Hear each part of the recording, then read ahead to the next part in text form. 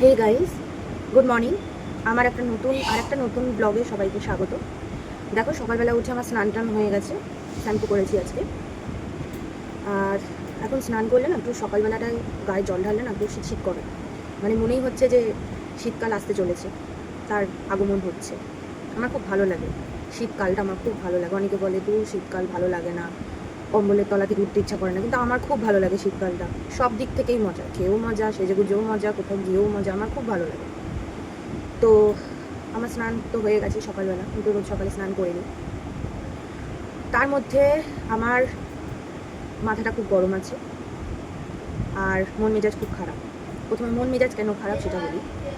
কালকে এত কষ্ট করে লং একটা ভিডিও বানিয়েছিলাম, জানি না কেন ইউটিউব নিচ্ছিল না ভিডিওটার সাথে, মানে অনেকক্ষণ ধরে পোস্ট হচ্ছে, কিন্তু মানে অনেকটা টাইম লেগে যাচ্ছিলো ভিডিওটা পোস্ট করতে, কিন্তু দেওয়ার সাথে সাথে না ডিলিট করে দিচ্ছে, কেন হচ্ছে এটা আমি বুঝতে পারছি না। হয়তো অনেকটা লং ভিডিও ছিল বলে, 30 মিনিটের ভিডিও ছিল, সেই জন্য সাথে সাথেই ডিলিট করে দিচ্ছিলো। কিন্তু ফেসবুকে আপলোড করেছি, ফেসবুক সাথে সাথে নিয়ে নিয়েছে, সেই জন্য মনটা আমার খুব খারাপ। কারণ এত লং ভিডিও এত কষ্ট করে বানালাম, কিন্তু ইউটিউব নিল না, আমার খুব মনটা খারাপ হয়ে গেছে। আর অন্যদিকে আমার বরের জ্বরটা কিছুতেই কমছে না।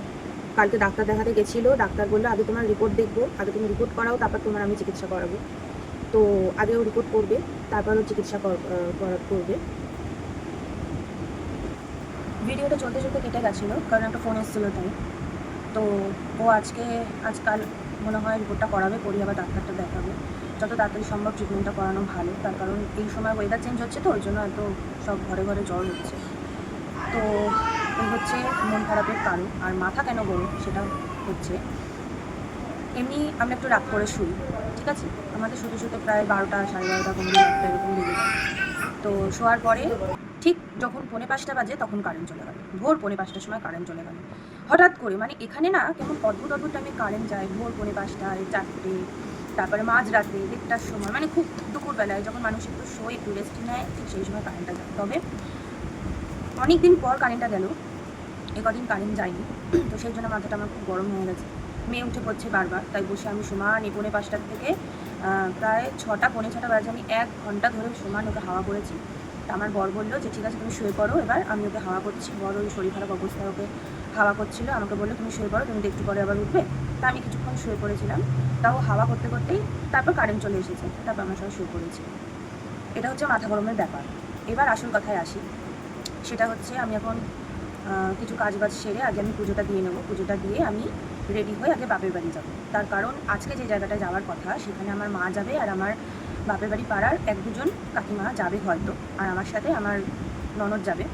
তো সেই জন্য আমি কেন এত তাড়াতাড়ি আগের থেকে চলে যাচ্ছি বাপের বাড়ি, 11টা 12টার দিকে চলে যাবো, তার কারণ গিয়ে মেয়েকে আগে খাওয়াবো, খাইয়ে ওকে আগে ঘুম পাড়াবো। তার কারণ দুপুরবেলাও যদি না ঘুমোয় না, সারা রাস্তা খুব কান্নাকাটি করবে ঘুমের জন্য, মানে খুব বিরক্ত করবে। তো মা বললো 3টে কি 4টের দিকে বেরোবে, তো ওকে আমি 1টা-1:30টার মধ্যে খাইয়ে ঘুম পাড়িয়ে দেবো। ও যদি 1.5 ঘন্টা 2 ঘন্টা ঘুমায় তাতেও না, ও কোনো অসুবিধা করবে না। তো তার জন্য এত তাড়াহুড়ো করে যাওয়া। আমি পুজোটা দিয়ে আজকে জুইকে বলেছি তুই রান্নাটা করে নিস, আজকে আমি পুজোটা দিয়ে মেয়েকে রেডি করে আমি বেরিয়ে যাবো। তো চলো আবার পরে দেখা হচ্ছে। দেখো আমাদের গাছে কত সুন্দর ফুল হয়েছে, এগুলো সব আমার বর লাগিয়েছে। এই গাছগুলো কত ফুল দেখো, এগুলো আমি ঠাকুরের সিংহাসনে দেব। এবার গোপালকে আমি স্নান করিয়ে নিচ্ছি।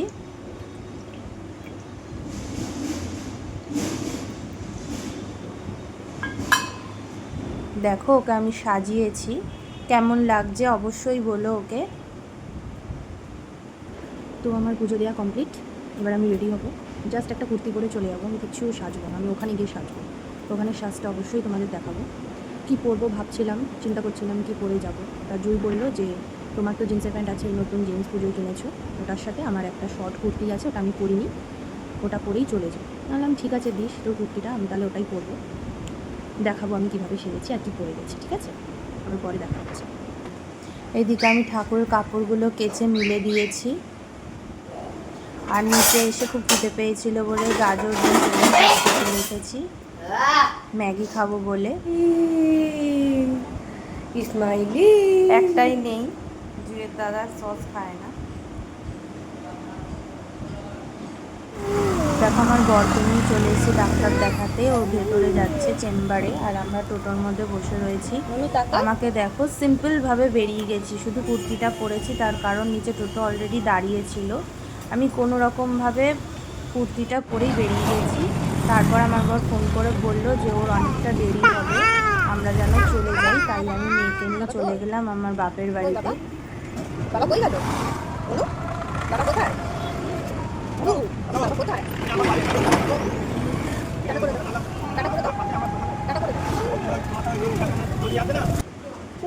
কতবার বলেছি ফোনটাকে গলার মধ্যে ঝুলিয়ে রাখবো, কতবার ফোন। দেখো আমাদের কেমন লাগছে, আমার আউটফিটটা দেখো। অবশ্যই কমেন্ট করে জানিও যে আমাদের কেমন লাগছে। আর আমার মেয়ে সবে ঘুম থেকে উঠেছে, ওর জন্য চোখ মুখটা ওরকম লাগছে, কাঁচা ঘুমে তুলে দিয়েছি ওকে।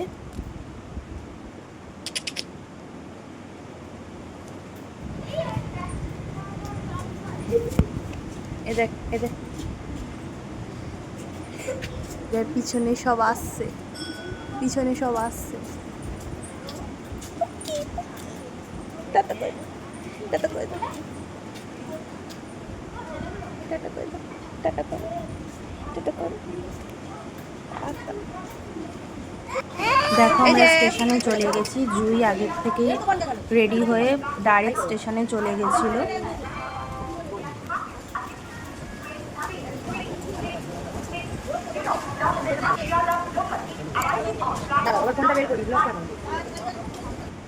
ট্রেন ঢুকছে, এবার আমরা ট্রেনে উঠবো।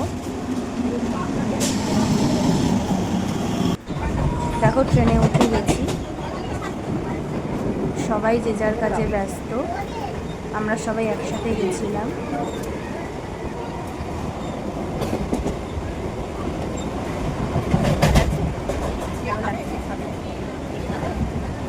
এবার দেখো আমি কোথায় গেছি।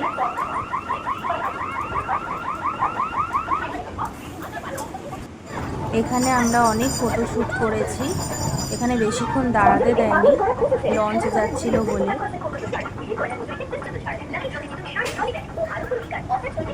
এবার আসল জায়গায় চলে এসেছি, আমাদের আসল উদ্দেশ্য ছিল শাখা পড়া, এখন সেই দোকানে চলে এসেছি। পরপর অনেক দোকান ছিল, আমরা এই দোকানে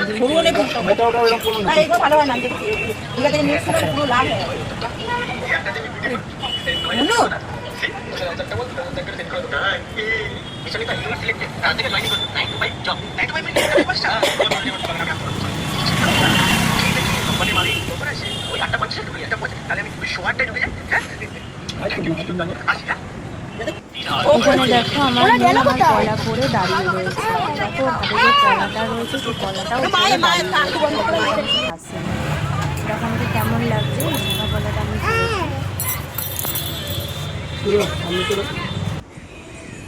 কোথাও গেলে শিব মন্দির দেখলাম, ভিডিও না করে থাকতে পারি না।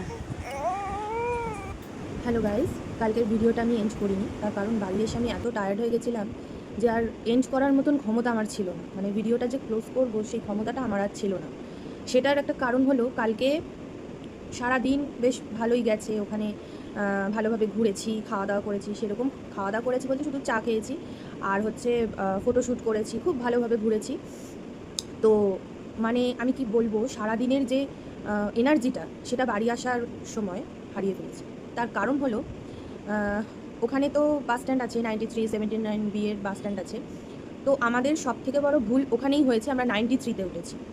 আমি বলবো তোমাদের একই রুটের বাস, দুটো বাস 93 আর 79B, তোমরা কোনো দিন 93-তে উঠো না, সেটা আমি বলবো। তার কারণ আমি পছন্দ করি না 93-তে ওঠার, একদম ভালো যায় না। গরুর গাড়ি মনে হয় ওর থেকে জোরে যায়, এত ঢিকুস ঢিকুস করে যায়।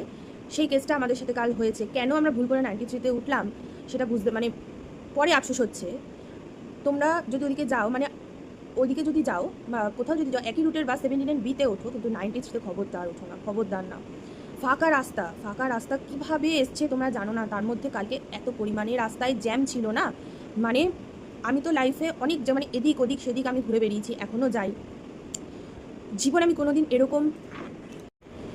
কোনো দিন এরকম জ্যাম আমি ভোগ করিনি। কালকে 6:30টার সময় বাসে উঠেছি, বাড়িতে এসেছি 9টার সময়। ভাবতে পারছো, 6:30 থেকে 9টা অবধি আমরা বাসে বসে। আর ভালো লাগছে না, আর ভালো লাগছে না। প্রথমত রাস্তায় জ্যাম, দ্বিতীয়ত বাসটা কিছুতেই যাচ্ছে না, কিছুতেই মানে আস্তে আস্তে পাবলিক খচে গেছে, উল্টো পাল্টা বলছে, তবুও বাসটা ঠিক করে চালাচ্ছে না। 6:30 থেকে 9টা অবধি যদি লাগে বাগবাজার থেকে মধ্যমগ্রাম আসতে, তাহলে তো আমি এখান থেকে আমার দিদির বাড়ি হুগলি ইজিলি ওই টাইমে চলে যেতে পারবো, ইজিলি। তো যাই হোক, অতক্ষণ বাসে বসেছিলাম বলে আমার শরীরটা খুব খারাপ লাগছিলো, আমার দুটো পা এত যন্ত্রণা করছিল, এক নাগারে বসেছিলাম বলে এত যন্ত্রণা করছিল, মানে আমি হেঁটে যে বাড়ি আসবো সেই ক্ষমতাটা আমার ছিল না, এত শরীরটা খারাপ করছিল। তার মধ্যে আমার মেয়েটা, ও তো খুবই ছোট, ও তো কিছু বোঝে না, না অতক্ষণ বাসের মধ্যে ছিল, ওর আর ভালো লাগছিল না, সমানে কান্নাকাটি করছিল। তার মধ্যে আমার বাপের বাড়ি পাড়ার একটা বাচ্চা গেছে, ও তো বাসের মধ্যেই জামা প্যান্ট খুলে বসে পড়েছে। কি করবে, অত মানে বাসের ভিতর গরম, তার মধ্যে প্যাসেঞ্জার রয়েছে, তাও প্রত্যেকটা জায়গায় দাঁড়াচ্ছে, প্যাসেঞ্জার তুলছে, অত ভিড়ের মধ্যেও প্যাসেঞ্জার তুলছে, তাহলে বলো কতটা গরম লাগছে। আর তার মধ্যে রাস্তায় জ্যাম, মানে বাসটা ওরকম ভাবে যাচ্ছে, মানে কি অবস্থা হয়েছে কালকে আসার সময় বলে বোঝাতে পারবো না। তো বাড়ি এসে কোনো রকম বাড়ি এলাম, বাড়ি আসার পর আমি আর কিচ্ছু খাইনি, সারাদিন তো কিছু খাইনি, ওখানে গিয়ে শুধু চাটুকু খেয়েছি, আর কিচ্ছু খাইনি। বাড়ি এসে আমি যে কিছু খাবো, আমার পায়ে এত যন্ত্রণা করছিল না, আমার কিচ্ছু খেতে ভালো লাগছিল না। তো এবার আমরা একটু কেক খেয়েছিলাম, কেক কিনেছিলাম নিয়মোর থেকে। সেই কেকটা যে খাবো, মানে আমার পেটে খিদেই, কিন্তু আমি খেতে পারছি না, গা গুলাচ্ছে, এত শরীরটা খারাপ লাগছিল। সে কোনো রকমভাবে মেয়েকে ঘুম পাড়িয়ে, ওকে খাইয়ে দাইয়ে ঘুম পাড়িয়ে আমি ওর পাশেই শুয়ে পড়েছি, আমি আর উঠিও নি, আর কিছু খাইও নি, আমি না খেয়েই শুয়ে পড়েছি। সেই জন্য এসে আমি আর ভিডিওটা এন্ড করতে পারিনি। সো এখন আমি এন্ড করছি। তো এই ভিডিওটা এখানেই শেষ করলাম। কেমন হয়েছে ভিডিওটা অবশ্যই জানিও, কমেন্ট করো। তো টাটা, বাই বাই, সবাই ভালো থাকবেন। আর একটা কথা বলার ছিল, দেখো এই শাখা পলাটা কিনেছি, সরু শাখা কিনলাম, তার কারণ আমার 3টে মোটা শাখা রয়েছে। এবার এক নাগারে মোটা শাখা, মানে কি বলবো, আমি একটু মানে খুলে খুলে পড়ি, মানে এই শাখাটা খুললাম, আবার অন্যটা পড়লাম, আবার ওইটা খুলে দিলাম, আর একটা পড়লাম, আমি এরকম করি। তো আমার যেহেতু 3টে মোটা শাখা রয়েছে, তো সেই জন্য একটা সরু শাখা আমি কেনার খুব ইচ্ছে ছিল, সেই জন্য সরু শাখাটাই কিনেছি। আর এই শাখাটা জুই আমাকে কিনে দিয়েছে, তার কারণ ও আমাকে গিফট করেছে। তার কারণ হচ্ছে যে বার্থডেতেও আমাকে কিছু দেয়নি গিফট, তাও আমাকে বলেছিল যে ঠিক আছে, তুমি কদিন ধরে শাখা পড়বো করছিলে, তাহলে তোমাকে আমি একটা শাখা কিনে দেবো, তুমি সেটা করবো, তাই এটা আমাকে কিনে দিয়েছে, এটা আমি করেছি। তো টাটা, চলো ভিডিওটা এন্ড করলাম, সবাই ভালো থাকবে।